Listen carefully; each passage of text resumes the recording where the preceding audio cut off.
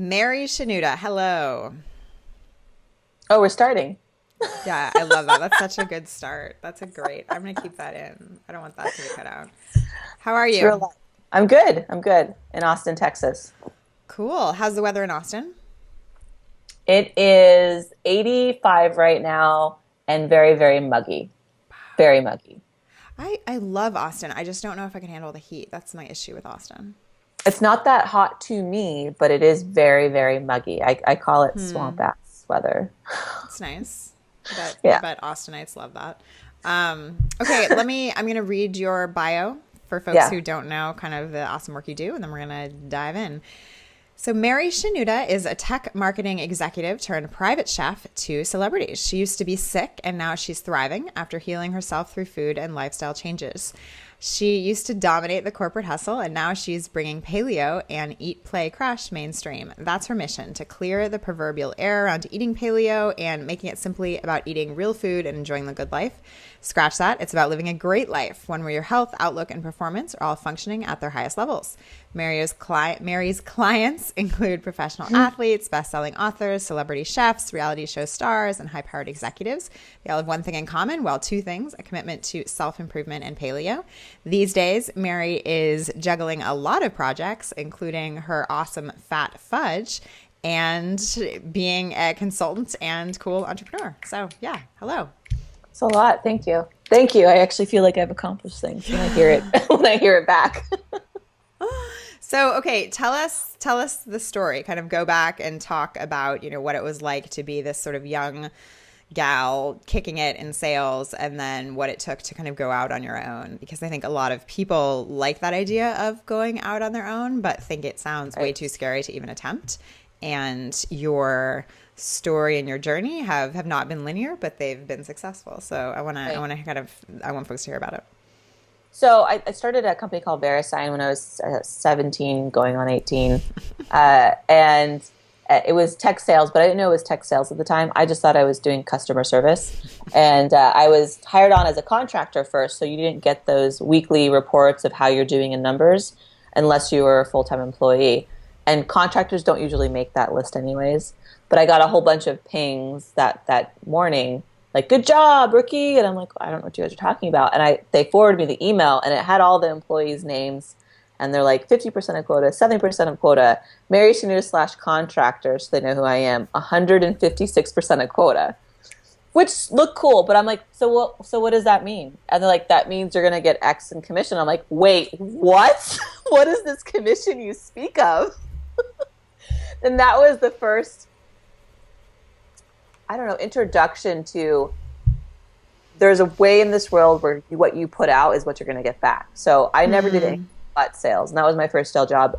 And I would go from tech company to tech company, and I was known within the little community in Silicon Valley as a little bit of a flight hazard, because the day I didn't want to be at my job anymore was the day that I resigned, which by the time I was at my third company, and I always did really great at all my companies. There was one time when I came to resign, and my manager said, "Could you just go back to your desk?" And I'm like, "No, I have to go. Like, I just am not happy here anymore." And a few different managers said, "I appreciate the spirit about you, and you should be doing something on your own. Like, you're definitely made to be an entrepreneur, because you come in here, you shake things up, you do things others thought couldn't be done when it comes to certain numbers or deals. And then once you realize that you can do it, and there isn't like the soul feeding part behind it, because it's tech, I see your light. Just go." And I didn't take it seriously. And in hindsight now, I'm like, wow, luckily I had some, I had some really crappy managers and CEOs that told me I would amount to nothing because I was a flat hazard. But I had also the ones I chose to listen to were, like I said, in hindsight, it's like they were telling me, go, like, spread your wings. So this went on for about a decade. And I didn't understand why I would be bummed out when I hit 500% of my quota. I'm like, I don't care. Like, I don't want to go have pizza with everybody. I don't care. So as I'm getting closer to trying to figure out what's going to make me happy, I'm also dealing with the fact that my entire life has always been migraines, always been digestive issues, skin issues. And that was just my normal. I just thought that I had to deal with that. And when I started to investigate more, because all these symptoms were coming back in stereo to me, I found out that I was diagnosed as celiac, which means I can't have gluten, but I was also intolerant to casein and soy. And I was pumped because I was on so many medications that were only making me sicker. It made being social and dating really difficult because, you always had a headache. You were always throwing up. And so I just changed the way I ate. And within 3 months, all those things went away. And in tech, somebody noticed that and asked me to do a consultation with them. So I'm doing a consultation about the way that I'm eating because everyone noticed I've got a lot of energy. And I think I'm pretty pessimistic, but people tell me I'm really optimistic because I tend to, if I, in my mind, I'm complaining about things. I just bitch. But one manager, I overheard a manager talking about me to someone else, and I said, Mary is such an optimistic person. She comes to the table with a problem, but she follows it up with what she's going to do about it. And that's when I started thinking, maybe I am optimistic. I just thought I was being a baby about things. So they noticed that even though I had all this energy and I was really optimistic, it was 1,000-fold after I wasn't sick anymore. Because I wasn't at my desk with sunglasses. I wasn't taking naps when I didn't feel good with the door shut. So when I did the consultation, I was already known as someone who cooked a lot. So this person just said, would you just cook it for me? I don't have time for this. I'm like, I don't cook people food. I close multi-million-dollar contracts. What do you want from me? And we had a conversation about, this is how much I would pay you as a private chef. And I started to stroke an invisible beard. I was like, wait. This is kind of cool. And what better way to get my point across as someone who doesn't have time to learn about paleo than just to put a delicious meal in front of them and kind of start to change their life by being in a very intimate situation, because cooking is very intimate. Being in someone's kitchen is very intimate. And I tried to, in my enthusiasm, tried to do both. Tried to manage $1 million quota and cook. And my just just shut down. 3 months after that, trying to do both. I went into adrenal fatigue and the cold sweats. And I took a day off to decide, should I quit everything that I know, a very comfortable job, to be a chef with no background?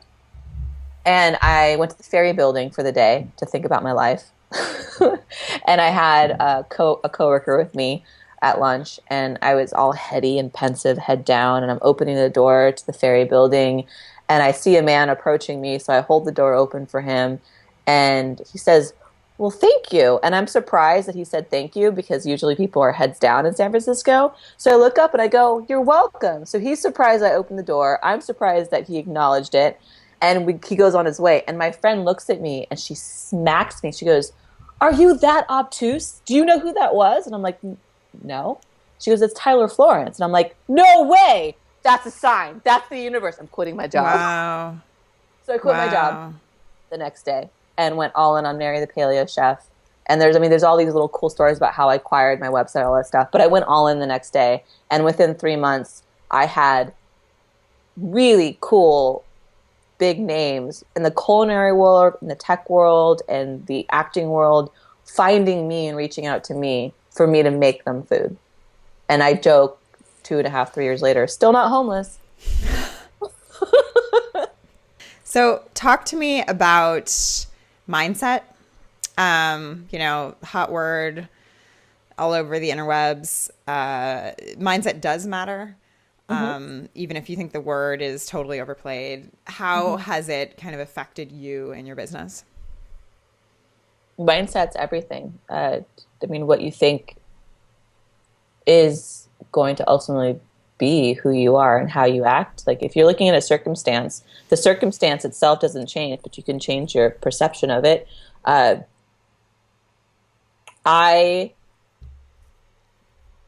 am optimistic, but I am not blind to all the crappy feelings that I have. I'm prone to having a lot of bad days. I'm prone to being depressed. And the only way for me to have those bad days not linger for a very long time is I let myself feel all my bad emotions. I will sob if I need to. I will have the sky is falling emotion to get to the source of it. and then start pep talking myself out of it. For myself, I have a lot of demons that I don't think they ever actually go away. I just get much better at recognizing them when they're going to rear their ugly head when I've tangled with them a little bit. And then the next time they come around, I'm like, oh, I know this. I know this feeling. I know its source now, and I can get over it much, much quicker. So mindset to me is really important, and just like with anything else, the mindset's going to be very individual to you. I don't like this like always be positive thing. Like, no, don't always be positive. Feel the negative and figure out how to battle the negative. Otherwise, you're going to get knocked on your ass one day because you never dealt with any of those negative emotions. Right, right. Do you, when you work with clients, when you do your private chefing and you're working individually with clients, how much of the time is mindset sort of coming into play when people are having challenges with their health and, yeah, with their health? So they hire me because they are not looking for someone who's going to tell them to be positive. They hire me because I'm going to tell them to get over themselves. And ultimately that to me, I think that is kind of the source of a lot of mindset is if you want to get up and think like a champion, you get over yourself. And it doesn't mean you don't feel that negative stuff. You just don't let anything get in your way. So I work with athletes who know they're champions, and that's great. But I take some of that mindset and I talk to the CEOs and the entrepreneurs and the actors and all that this way. I go, look, you're wanting all these changes to happen, and you're not doing any of the things to make those changes. Now, my athletes, they know that the trophy comes at the end. The World Series comes at the end, and they do all this work as though they've already received that ring, that trophy. They do all the work, and then they get the trophy, and then once they do, the next day they wake up, they forget that happened and do it all over again. They're over here wanting the trophy now, and then I'll do all the work. And I go, it doesn't work that way. So they want that frank discussion because it's really easy to get in our way and say, you know, I'll do this tomorrow, or but I'm going to miss this, or, you know, what about that? It's like, just do the little micro actions and you're going to get the macro reward from it. So, and it's not always that difficult. I think it's because of the level of clients I have. I think sometimes my clients are looking for the same thing I'm looking for. Honestly, is a little one-on-one validation. Because when you achieve a lot of things, you're expected to, and you don't always get the authentic validation from someone who sees you. And it's like, you're crushing it. This is awesome. And I don't need or gain anything from this. It's a real, like, you did great. And it seems very simple, but you don't always get that when you're like high achieving, go, go, go, go, go. Just because people expect it of you. Yeah. And I think that's why my clients hire me, because that comes with the meal I'm giving them. I've only had 1 or 2 clients where I'm strictly only cooking for them and not working with them directly, and I don't really like that. I can feel the food tastes a little bit different too, even if it's the same recipe, because that setup of I'm here to support you, I'm here to help you make a particular pivot in your mindset before I move on to someone else that needs it. So, I mean, obviously not everyone watching eats like a whole foods or paleo diet or anything like that, but I'd love if you could just talk for just kind of a second here about kind of the power of food. You know, without, no matter, well, just talk about kind of the power of food when it comes to this. I don't know how I don't know how to do this, but you have experience doing that with people who kind of come from different diets, sure. So I say junk food equals junk self-esteem equals junk output. Because if you're eating like crap, you're feeling like crap, and you're making decisions and you're having emotions based from a perspective and a baseline of feeling like crap. But if you're eating food that works with your body, I don't care what it is. That's why I hate the word paleo. It doesn't be strict paleo. Figure out what works for you. If you're eating the right kinds of food and you feel fantastic, wouldn't you rather make choices based on when you're feeling your best? Because they're clear decisions. They're decisions out of enthusiasm, and they're proactive rather than reactive. And it's simple as that. Junk food equals junk self-esteem. Wow. I love that you say wow. I feel like I say dope shit when you say that. No, well, I'm just writing down the knowledge bombs and I'm putting stars next to the better ones. So some of them don't have stars, so some of them aren't very good. Don't worry about it. Thank you. So when you found out you were celiac and found out you were allergic to casein and to soy, and you made those changes and 3 months later you felt better, that was also not just a moment of you sort of feeling better in your body. I assume it was also a moment of you kind of feeling differently in your mind, right? Tell me about that. Yeah, so I had resolved, because I've had migraines since second grade, that this was just my life. And they were it's awful to have a headache every day and a migraine a couple times a week and then be hospitalized for it. And this is a power of mindset. I had to accept that that was going to be my normal. So I had this little deal with God, and I said, look, if I'm going to have this pain every day, I want someone else somewhere to be suffering less if I'm going to carry this pain every day. And that helped me deal with, like, this is just the way my life is going to be. So the first day I woke up without a headache, it felt like a trick. Wow. I just, like, shook my head around, and I'm like, this is crazy, because I know how to flip things and feel good even when I'm feeling like crap. Like, I played a basketball game with a migraine with a tourniquet on my head, because I'm like, I'm going to play this game no matter what. So I know how to power through. So when I woke up and I had this sense of clarity, and I was like, oh, I didn't know this, but I'm a superhero. What are these powers? So it definitely was just a different sense of, like, what could I possibly achieve through this lens if I was able to achieve all this through that? Wow. And how did fear connect into that, or how does fear connect into it today? Because I think one of the things that's interesting about the work you do is you do mindset work with people who are already kind of very successful, or you know, you're helping pivot their mindset, but they already kind of are at this place where they're, you know, very successful both objectively and subjectively, right? So what does fear mean when you already have that success? And then also, what does it mean kind of when you're just starting? I think the common thread is that the clients I work with that are really successful, aside from still wanting to crush it at life, they want to make sure that they're not missing out on the things that really matter, like happiness, connection, joy, a little bit of leisure. And I think the fear that I find there is, did I make mistakes that thwarted my ability to be happy? Am I really doing what I'm meant to do? Even the most successful, like, am I doing the most meaningful work that I can do? And they usually get that validation when they clear out some of the noise through diet, as simple as it sounds. And either they decide yes, or they go, okay, no, I wasn't, and these are things I need to work on emotionally. I think when you're starting out, the fear is all the can'ts, all the reasons why you're not good enough. And I think if you start out from the mindset of, this is what makes me feel good in my body, this is what makes me happy, I'm going to follow my joy, not go live in a van down by the river and paint things and think money's going to come, but, like, just follow your joy in those decisions. You end up getting to that place that they're at, but you do it with less stress or less sacrifice. I don't know. My fear is loss. So Your fear what?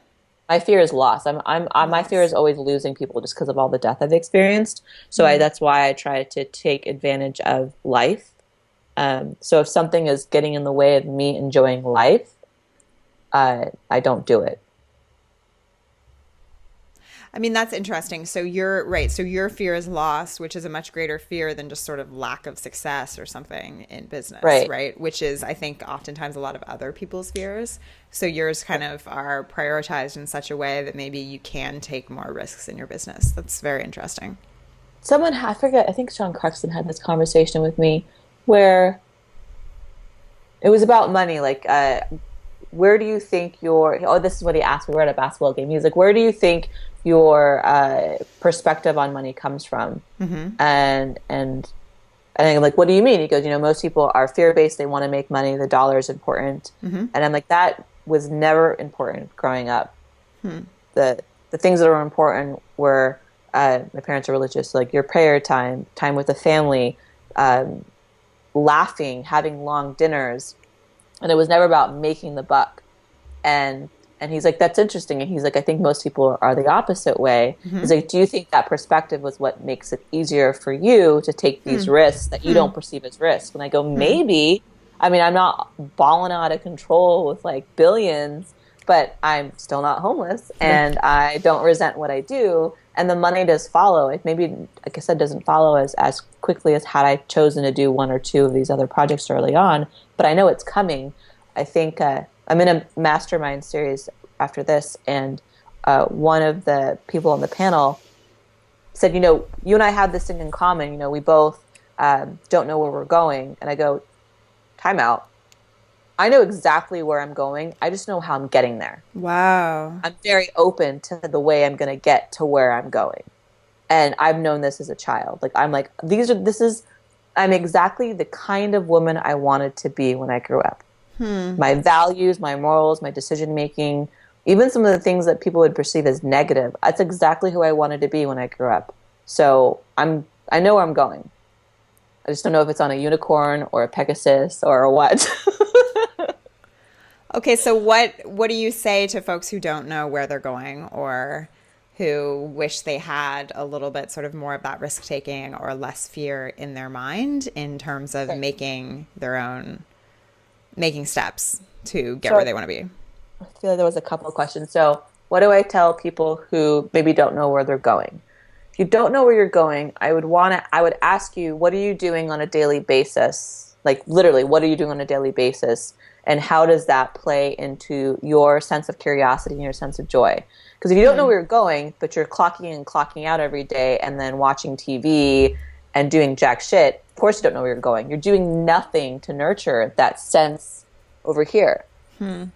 And if they gave me those mundane answers, I would then ask them, what are your interests? What do you like? What are you good at? What could possibly make you money if someone was paying you to do it? And like, so don't go try more of those things in your free time and see if that's the direction you want to go in. Because if you don't know where you're going and you hate what you're doing, but you're still doing what you hate, how the hell do you expect anything to change?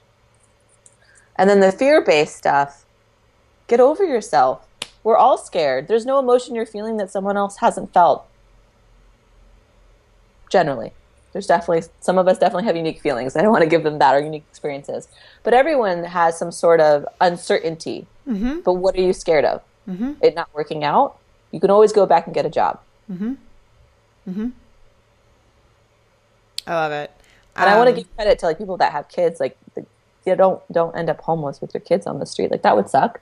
Yeah. But if you really want to try something, I'm willing to bet you could find a way to slip something in here and there.